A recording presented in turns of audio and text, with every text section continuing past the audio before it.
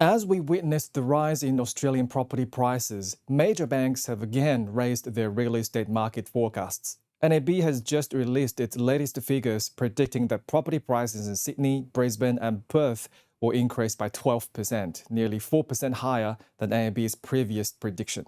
Nationwide, property prices are expected to rise another 5% in 2024.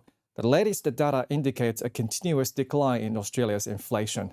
After reviewing the related data, I have to admit, this time I actually agree with NIB's perspective. For tenants and first-home buyers, if you haven't bought yet, I'm sorry to say that real estate market is not going to experience a drastic decline in prices anytime soon. And buying a property will only get harder. Even with government subsidies like the shared equity scheme, first-home buyers who purchase a property may find themselves trapped in their properties for over 10 years, unable to sell. The Australian real estate market is polarized. Those who own properties are getting richer, while those without compete with tenants for a place to live. So what's really going on with the Australian real estate market? Hey there, my name is Alex. Welcome to my channel where I share information about real estate investment, economic trends, and wealth creation. If you like this video, please smash the subscribe button and turn on the notification bell to watch new weekly videos. Without further ado, let's get into it.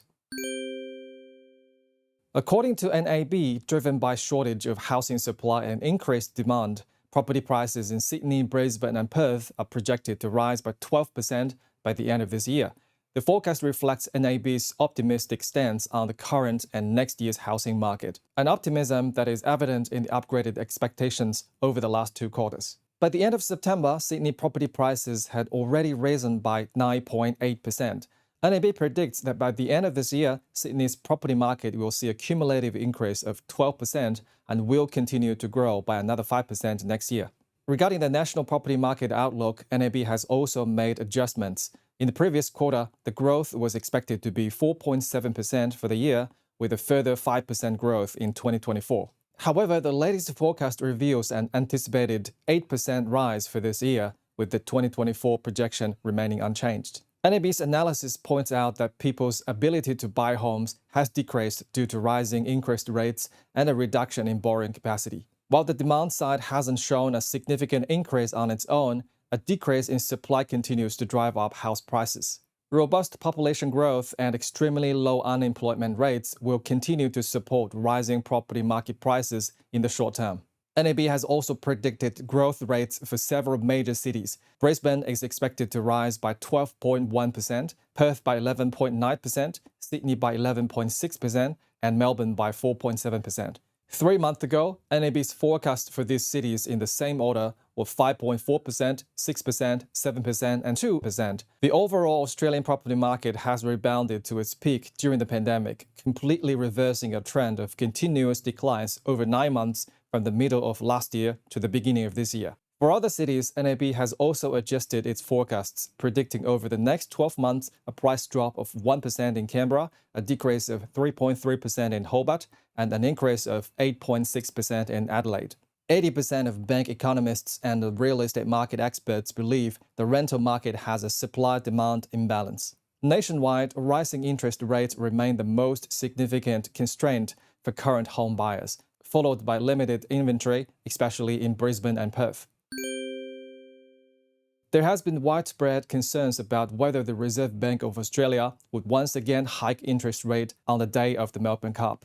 It was because of the recent war between Israel and Hamas in the Middle East, which was expected to affect crude oil prices, subsequently driving up inflation. This was believed to trigger the next RBA move to curb inflation through even higher interest rates. However, relief came with the just-released inflation report for Australia's 3rd quarter of the year. Inflation has fallen from 6% in the 2nd quarter to 5.4% in the 3rd, marking the 3rd consecutive quarterly decline, maintaining its downward trajectory. This provides no additional justification for the central bank to hike rates in early November. The most significant contributors to the 3rd quarter inflation were rents and insurance. Rents increased an average of 7% compared to the 3rd quarter of 2022, while insurance premiums rose by 8.6%. On the other hand, the rate of price increases for other items such as travel expenses, clothing, hairdressing, and dining out has slowed down. As expected, Brisbane topped the list for rental increases among major cities on Australia's east coast, registering an annual rise of 9.5%, No wonder news reports often highlight the competition in Brisbane's rental market. When it comes to electricity prices, which impact the wallets of all Australians, the nationwide average rose by 15%. Perth, however, saw only a 4% increase. Considering government electricity subsidies, Perth electricity prices have decreased by 40%. Surprising, isn't it? Brisbane also performed well due to the government's fiscal surplus. After factoring in subsidies, electricity prices dropped by 10%. In contrast, Sydney and Melbourne weren't as fortunate. With the limited funds, the government couldn't afford to subsidise. We've witnessed significant changes in construction costs for new homes. The rise in construction costs peaked at 20% in September 2022, but has since decreased to around 5% now. Given the declining trend, construction prices will remain stable over the next 1 to 2 years, even with a potential annual increase of 3 to 5% in construction prices. Builders are more likely to absorb these costs themselves, boosting confidence for home buyers. While all this is good news for confident and capable home buyers, it's not necessarily the same for ordinary people who, with government assistance, stretch their finances to purchase homes. Despite securing a home, they might be locked into their properties for 10 years or even longer due to government-related subsidies. And this situation is particularly common in Melbourne.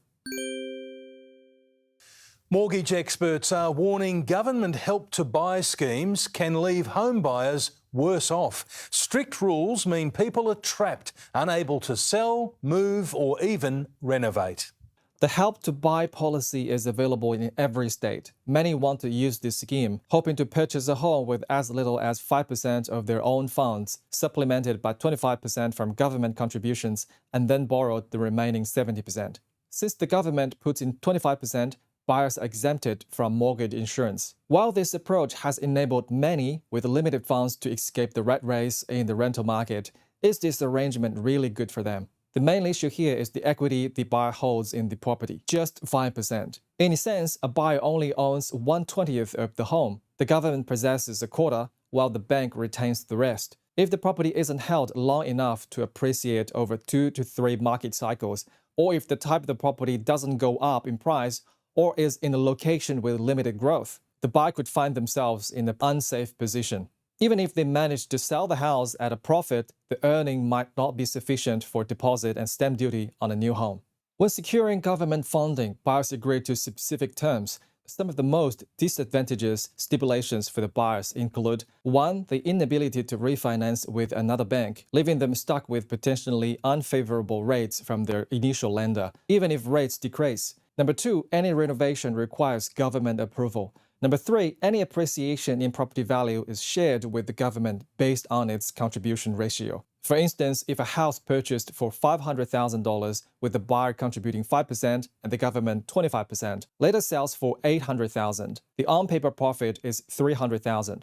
Out of this profit, only $50,000 belongs to the buyer, with the government taking the remaining $250,000.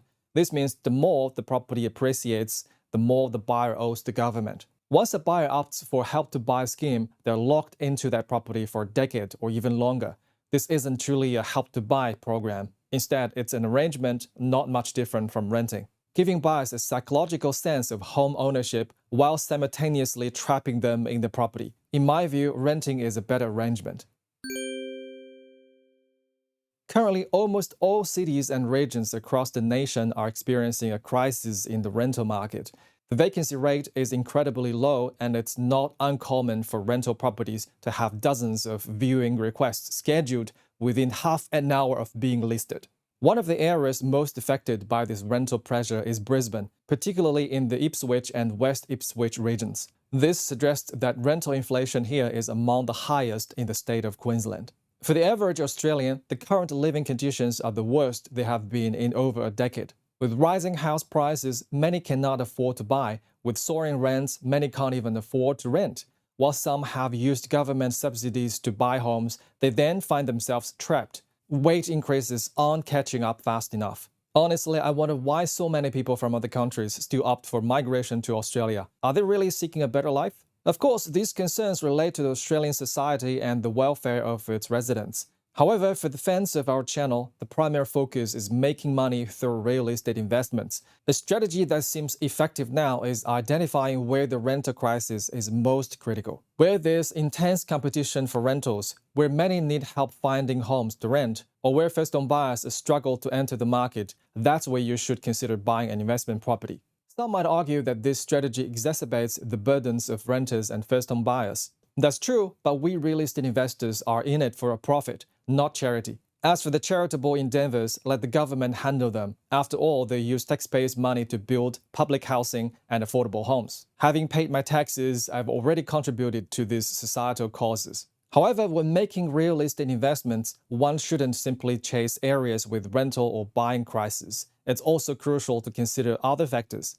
Areas like city centers, especially near universities, are very popular amongst new immigrants and students. While some investors have seized opportunities in these areas for short-term rental income, what about long-term capital appreciation or consistent rental returns? What if you face a situation in Melbourne where the government constantly tries to squeeze more from property investors? In property investment, one must also consider long-term factors and fundamentals.